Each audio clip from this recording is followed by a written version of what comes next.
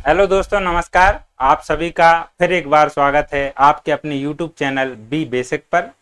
पिछली क्लास में हम सौरमंडल पढ़ रहे थे और सौरमंडल के 3 ग्रह बुध, शुक्र और पृथ्वी को हम कवर कर चुके हैं।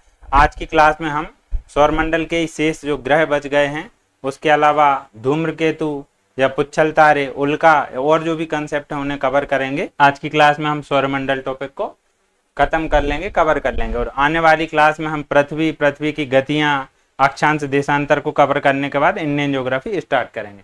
तो आइए शुरू करते हैं। मंगल ग्रह के बारे में जैसा कि आप देख पा रहे हैं, मंगल ग्रह को लाल ग्रह भी कहा जाता है। क्यों कहा जाता है? क्योंकि मंगल का रंग लाल दिखाई देता है। ये लाल रंग क्यों दिखाई देता है? क्योंकि मंगल ग्रह पे लोहे के ऑक्साइड या आयरन ऑक्साइड पाया जाता है, जिसके कारण इसका रंग लाल दिखाई देता है। साथ ही मंगल ग्रह की जो संरचना है वो पृथ्वी से मिलती जुलती है, इसीलिए मंगल ग्रह पर जीवन की बहुत अधिक संभावनाएं हैं कि वहां पर भी जीवन संभव हो सकता है, जिस पर बहुत सारी रिसर्च चल रही हैं। बहुत सारे मिशन हमने यहाँ पृथ्वी से मंगल पे अध्ययन करने के लिए भेजे हैं, उन्हें भी हम देखेंगे। तो आइए शुरू करते हैं। लाल ग्रह, मंगल ग्रह को लाल ग्रह कहा जाता है। क्यों कहा जाता है? क्योंकि आयरन ऑक्साइड इस पर पाया जाता है, जिसके कारण इसका रंग हमें लाल दिखाई देता है। दूसरी बात, अगर हम बात करें, पृथ्वी का एक उपग्रह है, पृथ्वी का एक चंद्रमा है, जबकि मंगल के उपग्रह कितने हैं? तो मंगल के 2 उपग्रह हैं और इन 2 उपग्रह के नाम क्या हैं? फोबोस और डीमोस। क्वेश्चन बनता है कि किस ग्रह के 2 चंद्रमा हैं या किस ग्रह के 2 उपग्रह हैं? तो उसका सही आंसर क्या है? मंगल, क्योंकि मंगल के 2 उपग्रह हैं। जैसा कि आप देख पा रहे हैं, ये हमारा फोबोस है और ये रहा डीमोस। जैसे पृथ्वी का एक चंद्रमा है, मंगल के 2 चंद्रमा है। तो ये हमने 2 उपग्रह देख लिए, कौन कौन से? फोबोस और डीमोस। सूर्य की परिक्रमा की अगर बात करें तो पृथ्वी सूर्य की परिक्रमा 365 दिन में पूरी करती है, जबकि मंगल सूर्य की परिक्रमा 687 दिन में पूरी करता है। और सौरमंडल का सबसे ऊंचा पर्वत जो निक्स ओलंपिया है, जो कि माउंट एवरेस्ट से लगभग 3 गुना अधिक ऊंचा है, ये मंगल ग्रह पे पाया जाता है। सूर्य से दूरी की बात करें तो सूर्य से मंगल ग्रह की दूरी 22.79 करोड़ किलोमीटर है। पृथ्वी के अतिरिक्त एकमात्र ग्रह है जहां पर जीवन संभव है। अब ये बात हम क्यों बोलते हैं कि मंगल ग्रह पृथ्वी के अलावा एकमात्र ग्रह है जहां पर जीवन संभव है? क्योंकि मंगल की जो स्थिति है, मंगल का जो परिक्रमण काल है, जो परिभ्रमण काल है, पृथ्वी से मिलता जुलता है। जैसे पृथ्वी अपने अक्ष पर 23.5 डिग्री झुकी है, वैसे ही मंगल अपने अक्ष पर कितना झुका है? 25 डिग्री झुका हुआ है। पृथ्वी अपने अक्ष पर एक चक्कर लगाने में लगभग 24 घंटे का समय लेती है, वैसे ही मंगल अपने अक्ष पर भी लगभग 24 घंटे 37 मिनट, मतलब 24 घंटे के लगभग ही है, उतना समय लेता है। पृथ्वी सूर्य की परिक्रमा 365 दिन में पूरी करती है और मंगल करता है 687 दिन में पूरी। अब मंगल पर जीवन की संभावना है, मंगल पर जीवन संभव हो सकता है। इस चीज की जांच करने के लिए, इस चीज का अध्ययन करने के लिए हमारे पृथ्वी से बहुत सारे अंतरिक्ष यान, बहुत सारे मिशन मंगल पर भेजे गए। तो आइए हम उन्हें देखते हैं। बहुत सारे यान मंगल पर भेजे गए। अब मंगल पर जो यान भेजे गए, जो मिशन भेजे गए, उनमें भारत के मिशन की हम सबसे पहले बात करेंगे। तो भारत ने मंगल ग्रह या मार्स के अध्ययन के लिए जो मिशन भेजा, उसे MOM या मार्स ऑर्बिट मिशन बोलते हैं। उसी को हम मंगल यान बोलते हैं। तो ये जो हमारा मंगलयान है, ये मंगलयान जो है हमारा मार्स ऑर्बिट मिशन, ये रहा हमारा मंगलयान। इसको हमने मंगल के अध्ययन के लिए भेजा था, जो सफलतापूर्वक मंगल की कक्षा में पहुंच गया।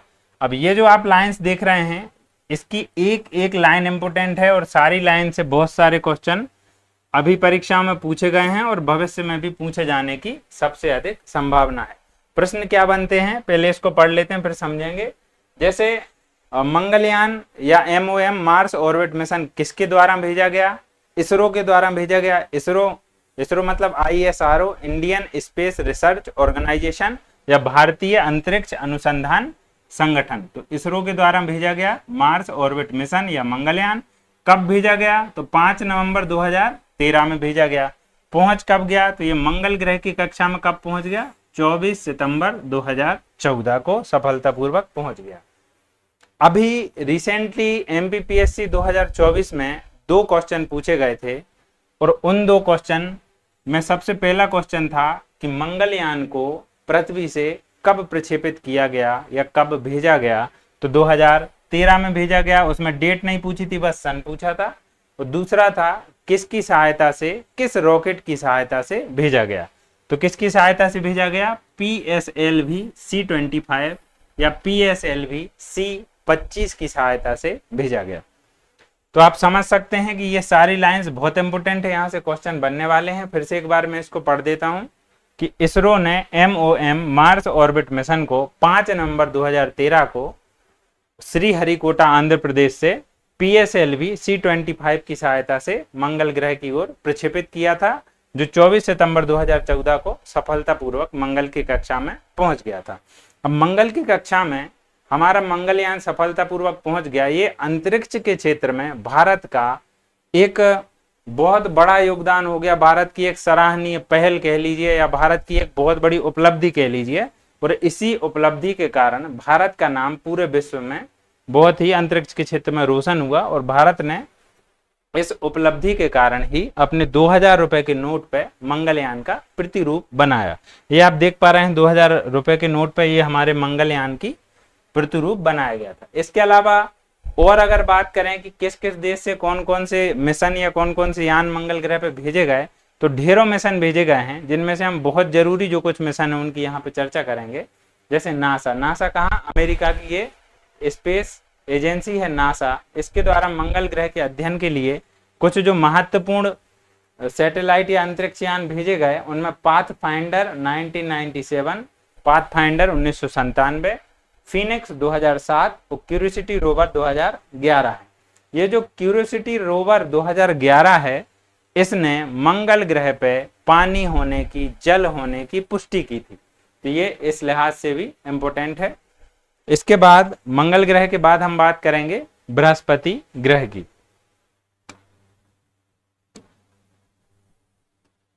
जब हम लोग सौरमंडल में ग्रहों का सामान्य परिचय पढ़ रहे थे, तब हमने देखा था कि सूर्य के बाद ग्रहों का क्रम है बुध, शुक्र, पृथ्वी, मंगल, बृहस्पति, शनि, अरुण, वरुण। 8 ग्रह हैं, जिनमें से जो शुरू के 4 ग्रह थे, 4 शुरू के कौन कौन से, बुध, शुक्र, पृथ्वी और मंगल, इन्हें हमने पार्थिव ग्रह कहा था, क्योंकि इनकी संरचना पृथ्वी के जैसी थी, ये चट्टानों से मिलकर बने थे। उसके बाद वाले जो ग्रह हैं बृहस्पति, शनि, अरुण, वरुण, इन्हें हमने जाइंट प्लेनेट कहा था या गैसीय ग्रह कहा था या जोवियन प्लेनेट कहा था। तो उन्हीं का सबसे बड़ा जो ग्रह है और पूरे सौरमंडल का भी जो सबसे बड़ा ग्रह है वो है बृहस्पति। ये सौरमंडल का सबसे बड़ा ग्रह होने के साथ साथ सबसे अधिक उपग्रह रखने वाला भी ग्रह है। बृहस्पति के पास सबसे अधिक उपग्रह हैं, जैसे कि आप यहाँ पे एक उपग्रह ये देख पा रहे हैं, एक उपग्रह ये देख पा रहे हैं, एक ये देख पा रहे हैं, ऐसे इस पर लगभग 70 उपग्रह हैं।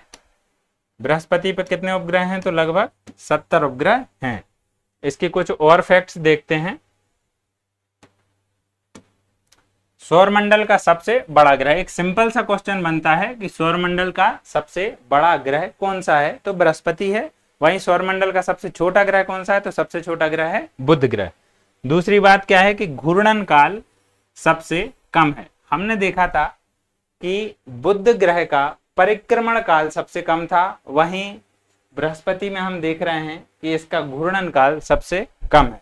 घूर्णन काल का अर्थ यह है कि कोई भी ग्रह अपने अक्ष पर परिक्रमा कितनी देर में करता है। तो बृहस्पति का अगर अक्ष देखें तो ये अपने अक्ष पर 10 घंटे में एक पूरा चक्कर लगा लेता है, इसीलिए इसका घूर्णन काल सबसे कम है। पृथ्वी का घूर्णन काल कितना है, 24 घंटे है। हमारी पृथ्वी 24 घंटे में अपना एक चक्कर पूरा कर लेती है।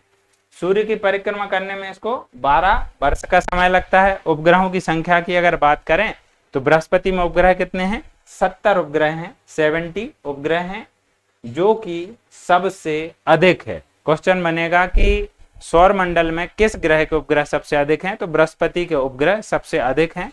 संख्या कितनी है, 70। इन 70 उपग्रहों में सबसे बड़ा कौन सा है, सबसे बड़ा है गैनीमीड। तो सबसे बड़ा कौन सा उपग्रह है? गैनीमेड। ये भी आपको ध्यान रखना है, ये भी पूछा जाता है। सूर्य से अगर दूरी की बात करें तो बृहस्पति की सूर्य से दूरी है 77.85 करोड़ किलोमीटर, 77.85 करोड़ किलोमीटर। 2011 में बृहस्पति के अध्ययन के लिए जूनो नामक एक अंतरिक्ष यान भेजा गया था। जैसे हमने मंगल के बहुत सारे अंतरिक्ष यानों की चर्चा करी, वैसे ही बृहस्पति के अध्ययन के लिए कौन सा अंतरिक्ष यान भेजा गया था? तो जूनो नामक एक अंतरिक्ष यान बृहस्पति के अध्ययन के लिए भेजा गया था।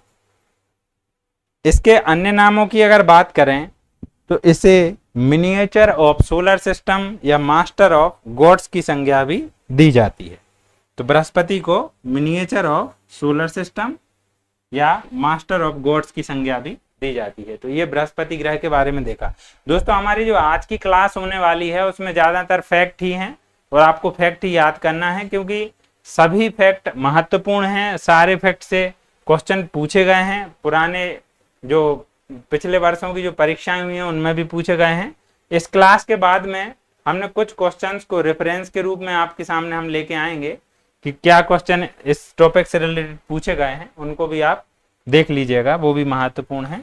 और साथ ही एक और बात मैं आपको बताना चाहूंगा, चाहे कोई भी टॉपिक इंटरेस्टिंग हो, इंटरेस्टिंग ना हो, फैक्चुअल हो, फैक्ट ज्यादा हो, तो भी हमें पढ़ना है, कोई भी टॉपिक छोड़ना नहीं है। क्योंकि अगर आप कोई भी एक टॉपिक छोड़ते हैं तो उस सब्जेक्ट का पूरी पढ़ाई आपकी धरी की धरी रह जाती है यदि उसी टॉपिक से क्वेश्चन पूछ लिया जाता है। वो जब हम किसी भी चीज को बार बार देखते हैं तो हमें वो चीज याद आ जाती है, बार बार सुनते हैं तो वो चीज हमें याद हो जाती है। किसी भी चीज को बार बार सुन के कैसे कोई याद कर लेता है, इसके ऊपर एक छोटी सी स्टोरी मैं आपको सुनाना चाहूंगा। क्या रहता है कि एक साइंटिस्ट रहता है, ये पुराने समय की बात है, आज तो सोशल मीडिया का दौर है, सभी का फेस पहले सभी जानते हैं, नाम बाद में जानते हैं, बाय फेस सभी जानते हैं एक दूसरे को। लेकिन पहले क्या था, पहले रेडियो का जमाना था, टीवी भी हर किसी के पास नहीं हुआ करता था, तो लोग नाम से ज्यादा जानते थे। न्यूज़पेपर में देख लिया किसी ने तो बाय फेस, नहीं तो नाम से ज्यादा जानते थे। जो एक साइंटिस्ट थे, एक वैज्ञानिक थे, उन्होंने एक इन्वेंशन किया, एक खोज की। उस खोज करने के बाद उनका बड़ा नाम हो गया, जगह जगह उनको स्पीच देने, भाषण देने बुलाया जाने लगा। तो वो एक सिटी में स्पीच देने के बाद जब दूसरी सिटी में स्पीच देने के लिए जा रहे थे तो उनका जो ड्राइवर था, मान लीजिए रामलाल था, तो रामलाल से वो बोलते हैं, क्यों रामलाल मेरी स्पीच कैसे लगी? तो जो ड्राइवर था रामलाल, वो कहता है ठीक लगी। वो कहते बस ठीक लगी, हमने इतनी मेहनत से स्पीच दी, तुम्हें तारीफ करना चाहिए। तो बोले साहब एक बात बताऊं, जो स्पीच आपने दी है वो स्पीच मैं भी दे सकता हूँ। तो साइंटिस्ट बड़ा भौचक्का रह जाता कि ये कैसी बात कर रहा है, इतनी मुश्किल स्पीच तू कैसे दे सकता है? बोले साहब मैं दे सकता हूँ। बोले कैसे दे सकते हो? बोले आप जब स्पीच देते हो तो मैंने आपकी स्पीच को बार बार सुना है, तो मुझे सारी स्पीच याद हो गई है। तो साइंटिस्ट कहता है चलो अगले जो शहर में जा रहे हैं वहां मेरी जगह पे तुम स्पीच दे देना। तो ड्राइवर भी कहता है ठीक है। साइंटिस्ट अपना कोट दे देता है, ड्राइवर पहुंच जाता है स्टेज पे पूरे जोश के साथ। साइंटिस्ट सोचता है ये क्या ही स्पीच देगा, लेकिन स्टेज पर पहुंचने के बाद सभी उसी का स्वागत करने लगते हैं, ड्राइवर का, साइंटिस्ट समझ के। और वो भी माइक पे पहुंच के और बड़े जोश के साथ पूरी की पूरी स्पीच दे देता है। और पब्लिक जो थी सभी तालियां बजाने लग जाते हैं। साइंटिस्ट सोचता है यार सच में इसने तो कर दिखाया। फिर वहां से एक स्टूडेंट खड़ा होता है, एक पीएचडी करने वाला एक स्टूडेंट खड़ा होता है और एक कठिन सवाल पूछता है। तो स्टेज पर तो ड्राइवर खड़ा है, साइंटिस्ट नीचे खड़ा है ड्राइवर बन के। तो साइंटिस्ट सोचता है अब ये फंस गया। तो ड्राइवर वहां स्टेज से बोलता है कि आपने जो सवाल पूछा है वो सवाल बहुत ही सरल है और उसका जवाब तो मेरा ड्राइवर ही दे देगा। तो वो ड्राइवर के रूप में जो साइंटिस्ट खड़ा रहता है उसको ऊपर बुला के और उसका जवाब देने के लिए बोल देता है, जवाब दे देते हैं और दोनों वहां से निकल जाते हैं। तो रास्ते में दोनों बहुत हंसते हैं। साइंटिस्ट कहता है यार तुमने तो सच में कर दिखाया।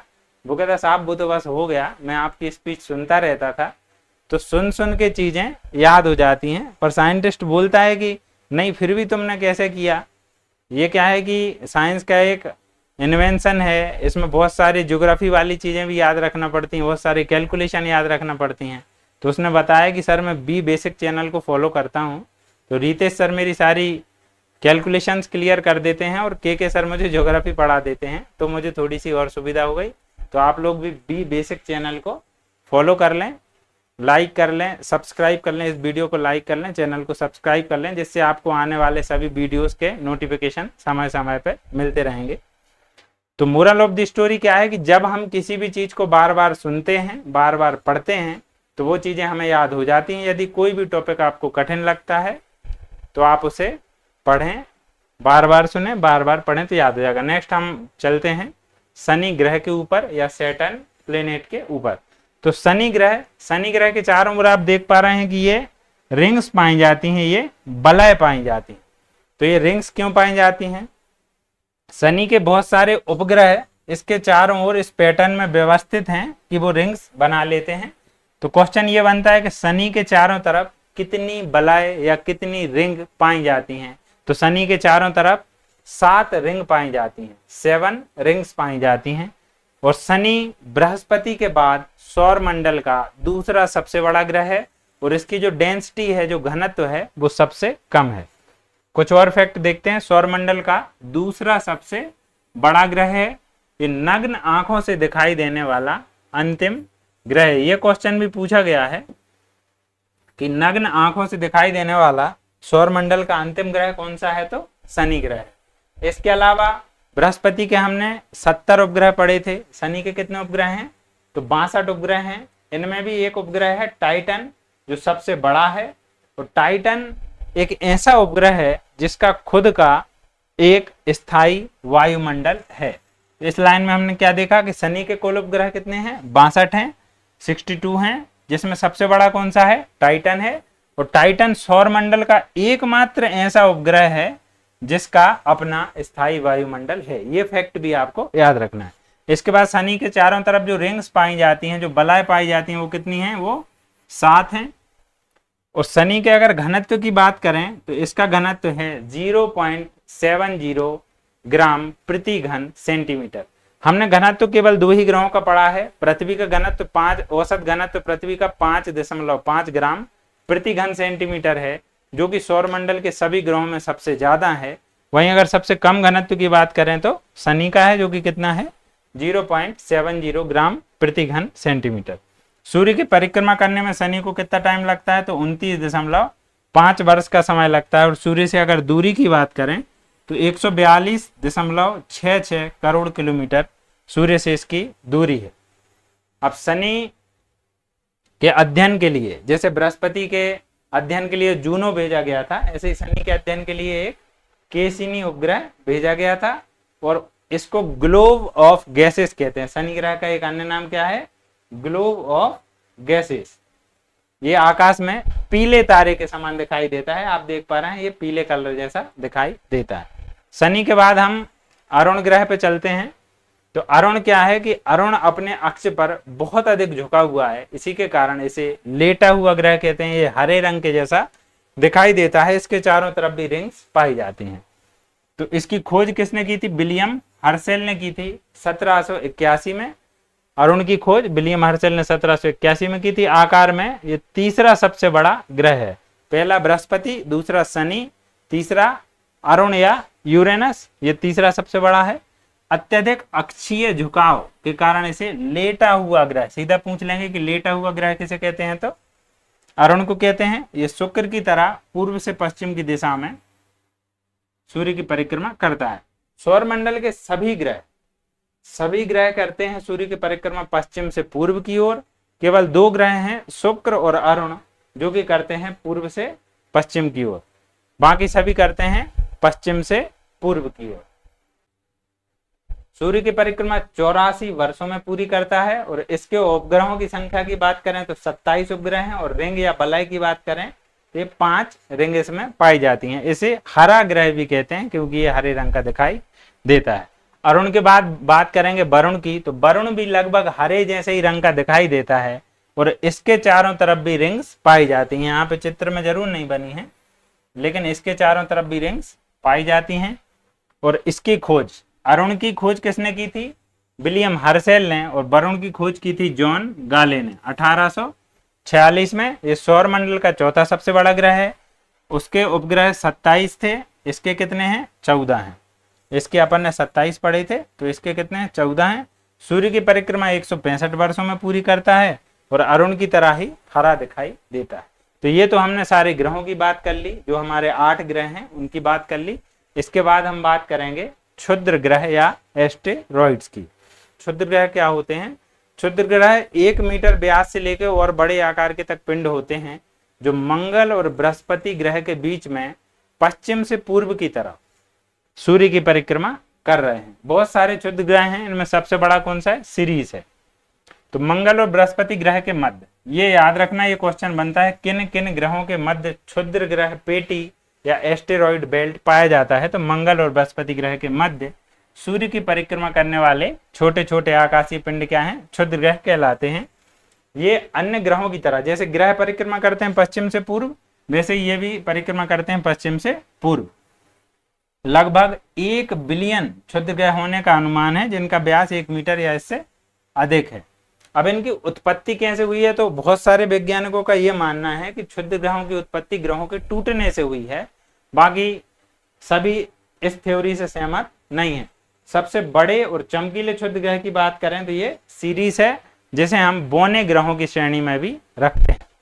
अब क्षुद्र ग्रहों के साथ एक समस्या क्या है कि मंगल और बृहस्पति के बीच में तो ये पाए जाते हैं, लेकिन कभी कभी ये अपनी कक्षा से भटक कर और किसी दूसरे ग्रह पे या पृथ्वी पे ही, पृथ्वी के वायुमंडल के संपर्क में आके, गुरुत्वाकर्षण के संपर्क में आके वो पृथ्वी पे गिर सकते हैं, जिसका खतरा हमेशा बना रहता है। इसीलिए संयुक्त राष्ट्र ने वर्ष 2017 में क्षुद्र ग्रह के खतरे से जागरूकता बढ़ाने के लिए 30 जून को, कब? 30 जून को अंतरराष्ट्रीय क्षुद्र ग्रह दिवस मनाने की घोषणा की है।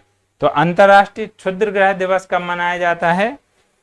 ये मनाया जाता है 30 जून को। और क्यों मनाया जाता है? ये क्षुद्र ग्रह या एस्टेरॉइड के खतरे से जागरूकता को बढ़ाने के लिए मनाया जाता है। धूम्रकेतु या पुच्छल तारे, इन्हीं को हम कॉमेट्स भी कहते हैं। तो धूम्रकेतु क्या होते हैं?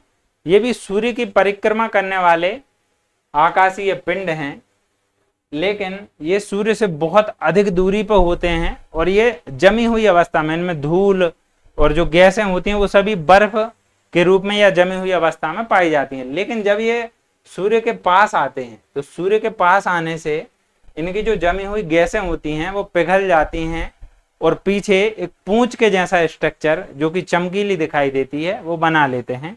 इसीलिए इन्हें पुच्छल तारा कहते हैं, क्योंकि इनमें पूंछ दिखाई देने लगती है। लेकिन ये पूंछ हमेशा नहीं रहती है, जब ये सूर्य के पास आते हैं तब इनमें पूंछ दिखाई देती है। तो धूमकेतु या पुच्छल तारा क्या है? आकाशीय धूल, बर्फ और हिमानी गैसों के पिंड है।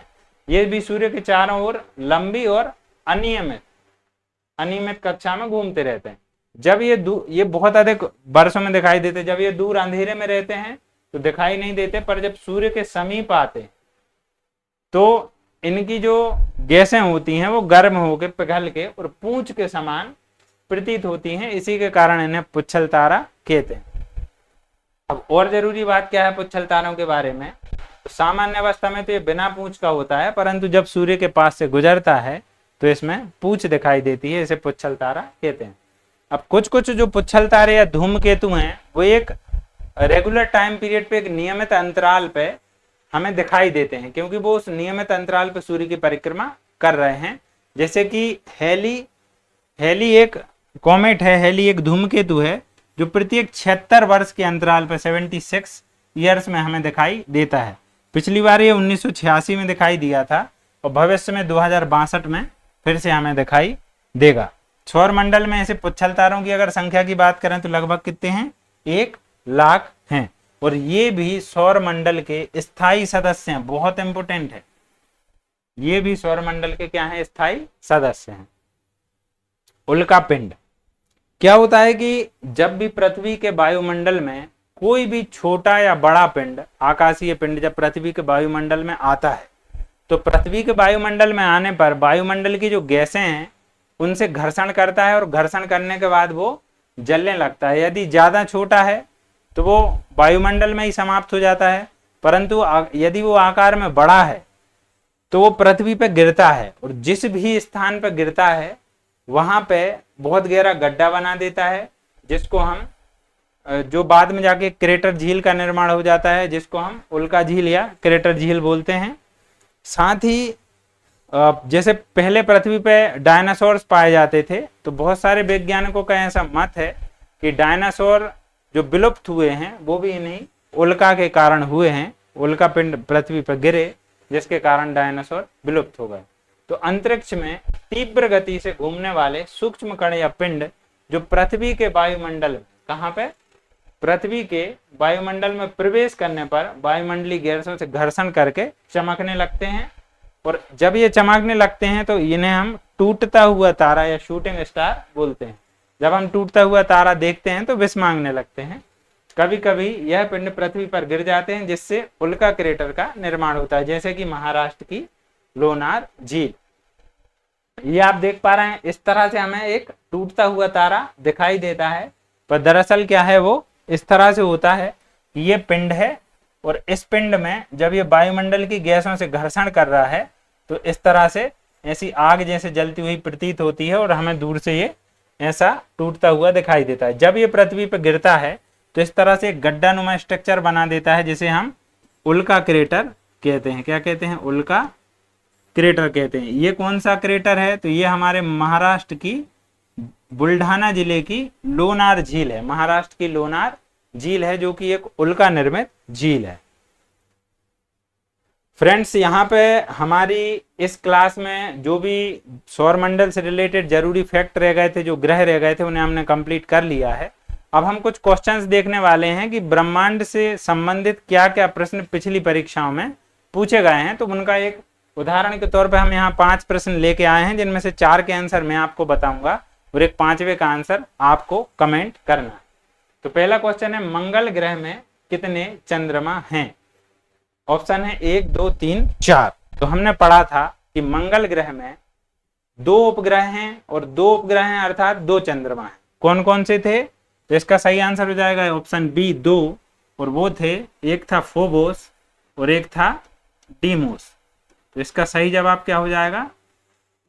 ऑप्शन बी 2, फोबोस और डीमोस। बहुत सारी परीक्षाओं में इनके नाम भी पूछ लेता है। ये क्वेश्चन आरआरबी एनटीपीसी स्टेज 1 के एग्जाम में 2016 में फर्स्ट शिफ्ट में पूछा गया था। नेक्स्ट क्वेश्चन पे चलते हैं। सौरमंडल का सबसे छोटा ग्रह कौन सा है? तो यहां पे हम देखते हैं सौरमंडल का सबसे छोटा ग्रह पूछ रहा है। सबसे बड़ा ग्रह तो है बृहस्पति, सबसे छोटा ग्रह है बुध। इसका सही आंसर क्या है? सबसे छोटा ग्रह है बुध। प्लूटो क्या है? प्लूटो सबसे छोटा तो है लेकिन ग्रह नहीं है। पहले प्लूटो ग्रह हुआ करता था 2006 तक। 2006 में हमने इसे ग्रहों की श्रेणी से अलग करके बौने ग्रहों की श्रेणी में डाल दिया है। तो इस क्वेश्चन का सही जवाब क्या है? ऑप्शन सी, बुध।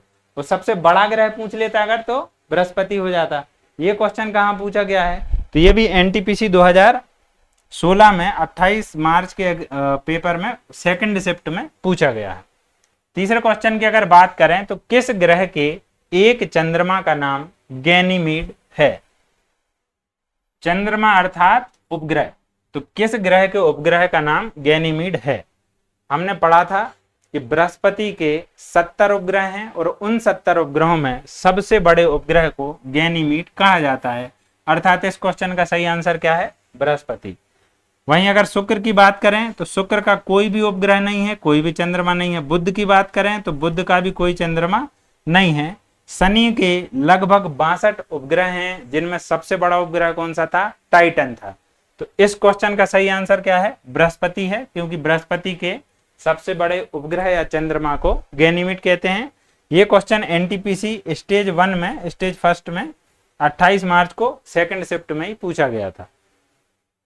चौथे क्वेश्चन की अगर बात करें कि निम्नलिखित में से कौन सा ग्रह मानव द्वारा खोजा गया प्रथम ग्रह है? यह भी एनटीपीसी के 2016 एग्जाम का ये क्वेश्चन है जो 1 अप्रैल को पूछा गया था। तो इसका सही जवाब क्या है? यूरेनस या अरुण। तो मानव द्वारा खोजा गया प्रथम ग्रह कौन सा है? यूरेनस या अरुण।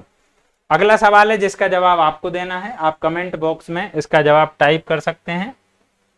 आकाशगंगा का आकार द मिल्की वे है, मतलब इसका जो मिल्की वे हमारी जो आकाशगंगा है, इसका आकार कैसा है? हमने फर्स्ट क्लास में इसको बहुत डिटेल में कवर किया है, उम्मीद है आप लोगों ने देखी होगी। तो आकाशगंगा का आकार कैसा है? नियमित है, अनियमित है, सर्पिल है या अंडाकार है? तो आप इसको कमेंट बॉक्स में बताएं। ये एनटीपीसी स्टेज 1 में ही 2016 में शिफ्ट फर्स्ट में पूछा गया क्वेश्चन है। तो दोस्तों हमारे साथ जुड़े रहें, हमारे चैनल बी बेसिक को सब्सक्राइब कर लें, जिससे आने वाली सभी क्लासेस के नोटिफिकेशन आपको मिलते रहेंगे। Thank you. जय हिंद, जय भारत।